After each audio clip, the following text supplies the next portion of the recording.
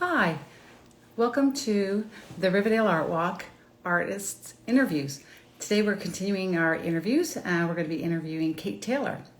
The Riverdale Art Walk takes place June 18th and 19th. We're so excited about that. We're live back at Jimmy Simpson Park. We have 170 artists showcased in this show. So we're excited for that, and we hope that you can come out and visit the show. It runs 11 to 6 p.m. Sunday and Saturday. So Saturday and Sunday, June 18th and 19th. We hope you can make it out. So we're going to ask Kate to join in, and we're going to interview her and learn a little bit about her art. She's one of the artists showcased in the show. Here she is, I think. There she is. Hi, Kate. How are you? Good. Welcome. Thanks. It's weird to be on this side of it, actually, I have to say. Yeah, because you've been doing the interviews yourself. It's, they have to wear two hats. That's right. Yeah, I get to be more in control if I'm on this side of it. Mm-hmm. Well, we're excited to actually learn a little bit more about you as well. Like, you've been interviewing artists for the Riverdale Art Walk as the chair of the organization, and you're really involved in the artist network. The Riverdale Art Walk is one of our showcase big shows. But maybe you can start by telling us a little bit about your inspiration and the work that you're actually doing. For sure. So first of all, I have to say that, the Riverdale Art Walk will forever have a special place in my heart. It was the very first show that I got into, and it was the first time that I actually had the realization that, I actually can make a living creating art and showing art, and I now have a place and a vehicle to do that. So that was in 2009. And the organization itself has really helped me to kind of build my career. And of course, over the years, the work has changed and become a bit more sophisticated, but fundamentally at the base of it is all about kind of the really deep-seated joy that you feel when you're really kind of present in nature. And to me, that probably comes from being at my family cottage and, you're toes in the dirt, and you can sort of smell the water, you can hear the loons, and that's an all-encompassing feeling, which for me is kind of something that I like to try and kind of project, I guess, into the work. Right. Well, you definitely feel that in your work. I've been in a lot of shows with you, or seen your work at a number of shows.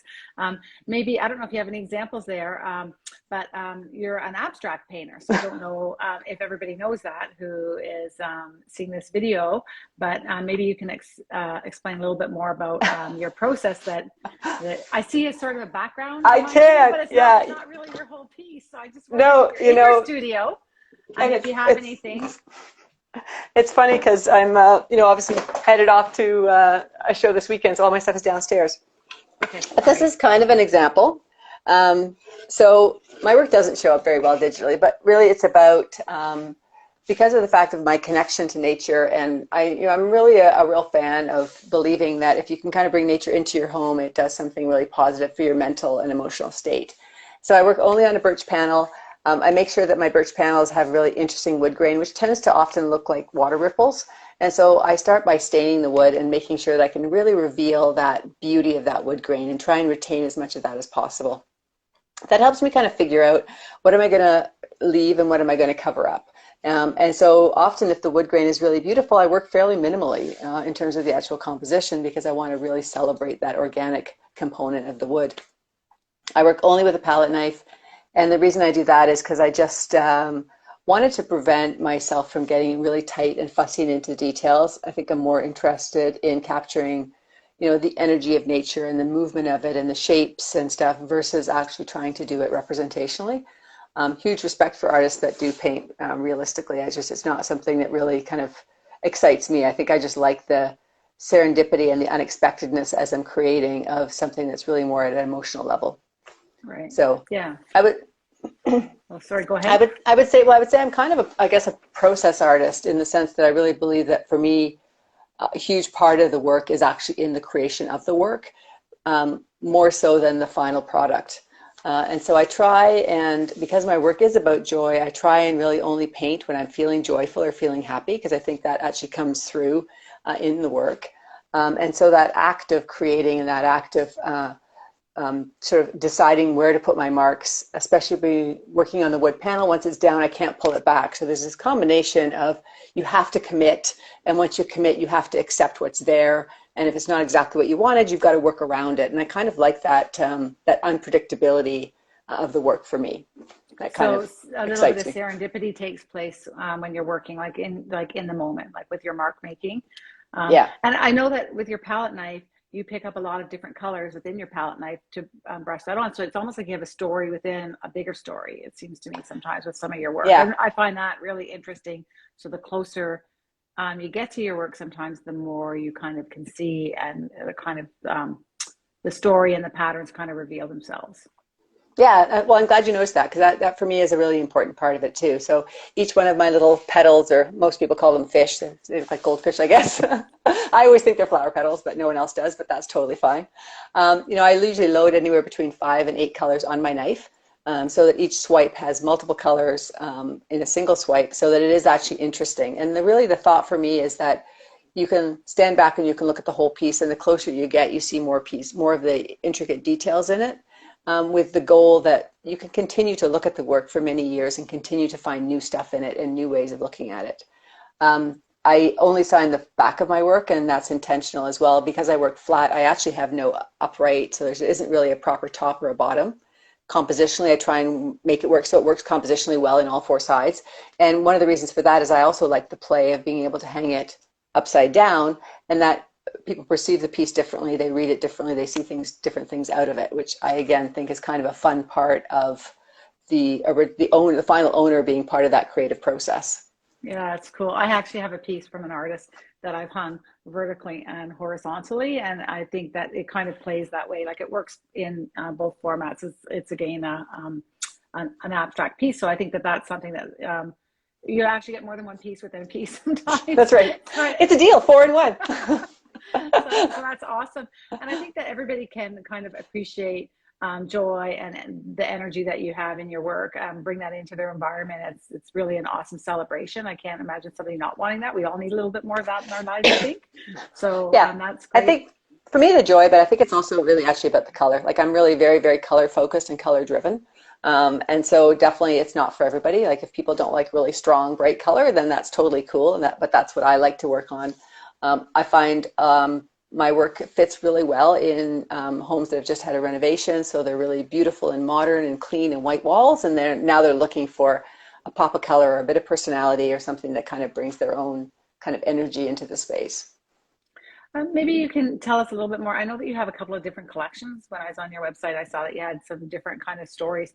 What will you be having at the Riverdale Art Walk? Like, are you focusing on one collection more than another, or what can we expect to see from you?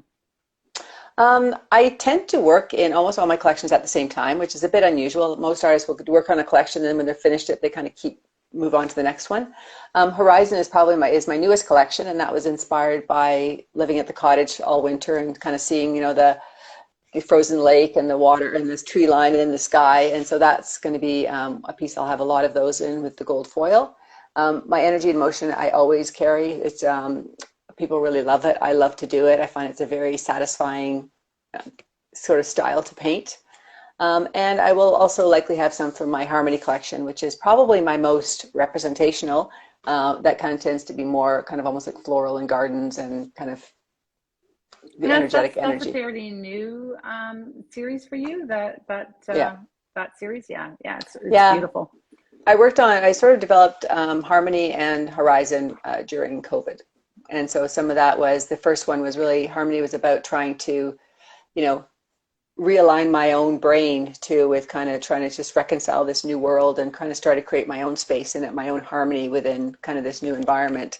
And especially living really in the middle of nowhere, and I'm a city girl, so that took us a bit of adjustment, And then from there, the Horizon actually I started doing these, and someone asked me where the kind of inspiration was, and it was only after I started looking at all my photographs of the cottage, which are all those horizon lines. I'm like, yeah, well, that's obviously where that came from.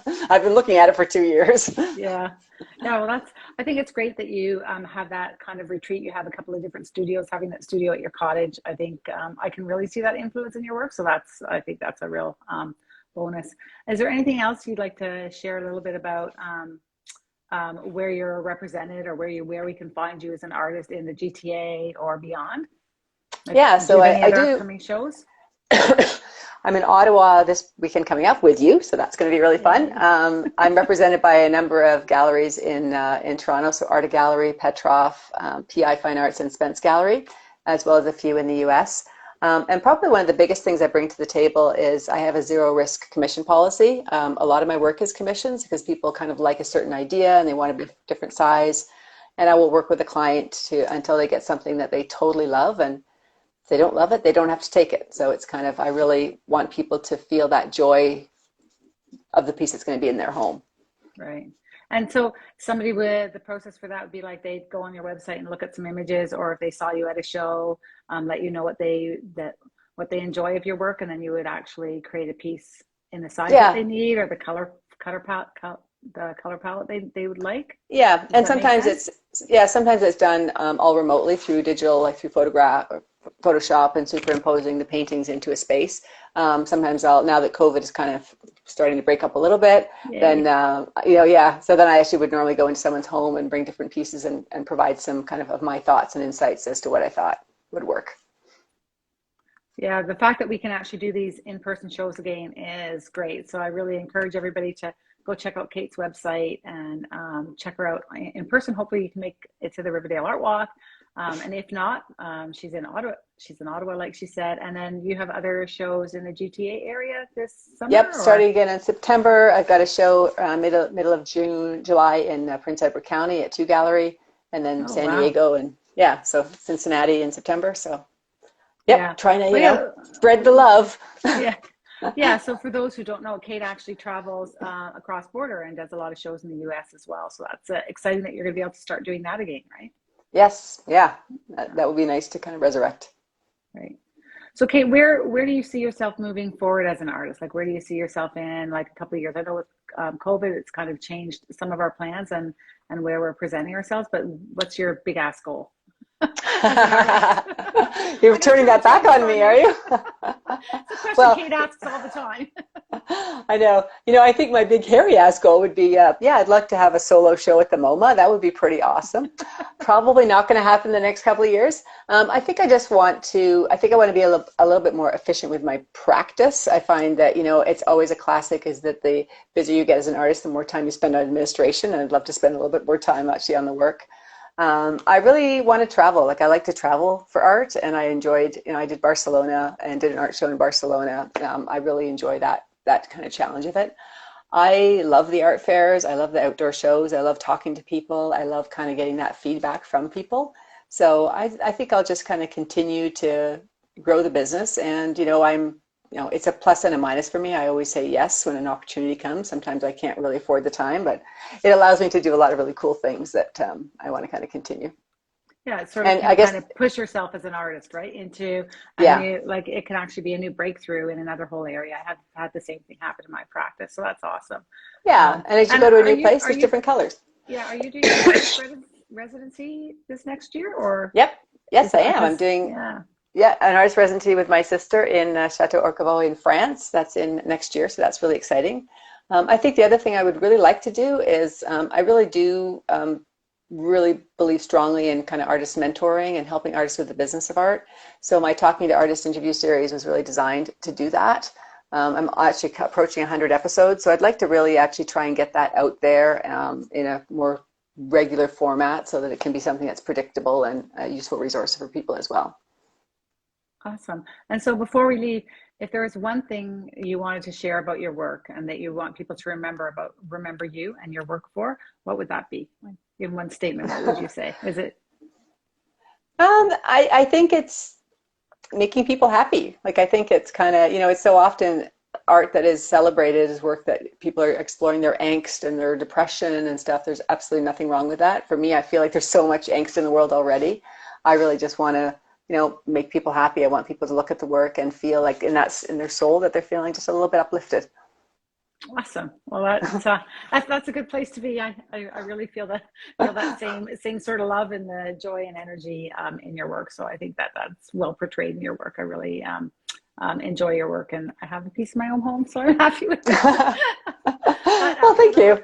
So I can encourage those who don't know Kate to check her out and check out her interviewing her Thursday podcast. That would be awesome as well. So you can find Kate. Where can they find you? At Kate Taylor Art. Is that it? Yep, Kate Taylor Art, and that's where I do my live Instagram interviews every Thursday at 11, and that's where you'll find all my stuff.